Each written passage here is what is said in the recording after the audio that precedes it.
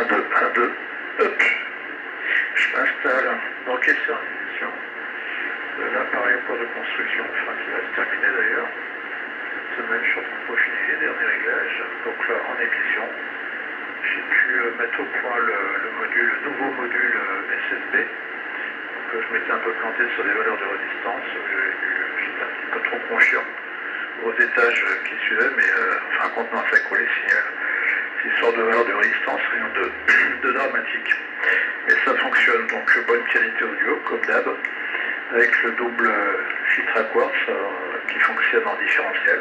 C'est-à-dire qu'en fin de compte, tout l'appareil, le principe de l'appareil, c'est de faire fonctionner tous les étages en différentiel, sauf exception, mais normalement de l'entrée jusqu'à la sortie, côté réception ou émission, tous les circuits intégrés utilisés, c'est des entrées et sorties différentielles, ce qui permet d'avoir une bonne dynamique, une qualité audio bien supérieure à des trucs classiques quoi, qui sont parfois un peu exécrables, il faut reconnaître. Donc là, c'est de la construction amateur, puis en construction amateur, on peut arriver à faire de belles choses, quoi, des trucs intéressants. L'avantage du système modulaire aussi, c'est qu'on peut modifier à volonté. Et puis le double avantage d'utiliser des composants classiques du CMS, c'est que c'est facile à modifier, à remplacer. En cas de panne, il n'y a même pas besoin de faire un soudé. Quand on prend une pince, hop, on retire le circuit intégré, on en met un autre à la place et hop, c'est dépanné. Donc en CMS, je n'ose même pas imaginer quoi. Je ne veux pas en entendre parler. Donc là, les composants classiques, c'est quand même pas mal quoi. Au moins on a de la matière, on voit les composants quoi. On sait où mettre ses doigts. Donc là c'est quand même un avantage. Donc là c'est pas mal quoi. L'appareil qui est en face de vous, ah oui, condition, donc oui, que je fasse un petit peu le point là, donc j'ai mis sur une charge fictive, donc j'ai mis un tout petit peu de puissance histoire qu'il rayonne un peu. Donc c'est vraiment, je suis dans la pièce derrière l'appareil que vous voyez en face de vous.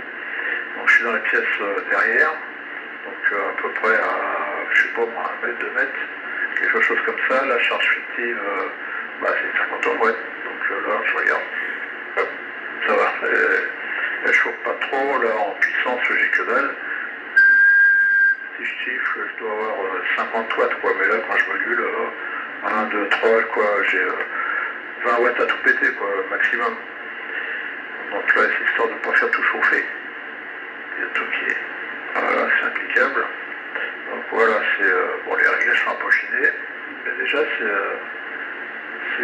va dans le bon sens. Donc il me reste quoi à voir. Là, peaufiner un peu les réglages pour la partie SSB. Et puis j'étais en train de travailler sur les préamplis bidirectionnels, donc FI57 et puis le THF. J'ai essayé un truc, mais bon, je suis pas très convaincu. Donc je vais modifier un peu comme c'était ce que j'avais fait avant, c'était pas mal, parce que là, je me suis aperçu que le préampli bidirectionnel 57 et puis aussi 58.7 pour la FM et AM, j'ai modifié un truc, mais j'aurais pas dû. Et maintenant, il fait un peu de bruit. Donc juste savoir, il n'en dit pas du tout. Donc comme je peux pas m'empêcher de toucher à ce qu'il faut pas, et j'aurais pas dû. Voilà, donc je vais revenir sur ma première idée, et puis voilà. Et ça même amélioré, parce que je crois que au niveau adaptation impédance, j'étais pas très bon. Là, ça va s'arranger. J'ai appuyé ça va être bien. On va faire ça bien. Oui, voilà. Des petits côtés HF, qu'est-ce que j'ai fait? Oui, j'ai fait un truc, mais comment dire, je sais pas pourquoi j'ai fait ça. Voilà. Parce qu'il y avait des ponts de résistance, mais en mettant des ponts de résistance pour faire une adaptation d'impédance, le problème c'est qu'on perd énormément de puissance, puisque les résistances, elles sont parcourues par le même courant par rapport à un transformateur d'impédance ou un transformateur de tension sur eux. Quand on transforme une tension, si on abaisse une tension, par contre on permet le courant de l'augmenter, ça fait l'inverse quoi. Alors qu'un pont avec des résistances, le courant est toujours pareil. Donc ce qui fait qu'on perd du signal. Donc là c'est à peaufiner, j'ai essayé quelque chose mais ça me plaît pas vraiment. Donc ça c'est pas méchant à faire. Bon côté SSB c'est bon, c'est rectifié, ça fonctionne. La M c'est bon, j'ai rectifié, j'ai rajouté une résistance pour la M, je peux pas, il n'est pas monté le module, donc je peux pas l'essayer. Et puis voilà, ah oui, aussi l'appareil qui est en face de vous que vous voyez, j'en ai pas parlé, c'est le premier que j'avais fait avec ce système de double filtre à quartz, donc c'est le DK, donc il est vraiment très mal fait. C'était le précurseur, donc circuit imprimé classique, quoi, qui est à mer froid, à chaud, pardon.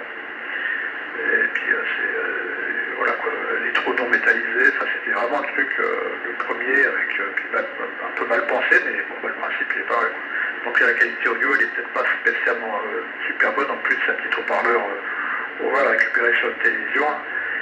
Donc la qualité audio elle est ce qu'elle est, quoi. Peut-être un peu criard en plus que le filtre à quartz il est un petit peu, il est mal équilibré quoi. Il est mal adapté on va dire. Donc il fait un peu n'importe quoi. Un jour il faudra que je m'en occupe histoire de le peaufiner. Voilà, donc là je suis sur 27200 en LSB, histoire de. Là je dois pas. Avec une charge fictive, je dois pas aller bien loin. Hop. Le périchauffe un peu, je sais pas pourquoi. On verra ça. Enfin oui quoi, donc ça va dans le bon sens. Et ben oui, pour les essais en émission, en réception, bon bah c'est déjà été fait, c'est pas mal. Il n'y a que maintenant bah, les préempilés que j'aurais pas dû toucher, que je vais retoucher. Et voilà. Voilà pour les essais en émission. Et puis voilà, donc ah oui, j'ai en puissance, voilà, j'atteins les. Tout à l'heure, je me rappelle plus, ouais, c'était dans les 160 watts, mais je sais plus sur quelle bande. Donc c'est au-dessus, je suis au-dessus de 100 watts de toute façon. Je suis bien au-dessus de 100 watts, sauf sur 160 mètres et 50 mégas, quoi. Sur le 1 méga 8, j'étais à 80 watts, je crois, un truc comme ça. Et puis 50 mégas, alors là, je m'en rappelle plus, dans les 60 ou 40, je ne sais plus. Voilà. Bon, bah, on va arrêter là pour les essais.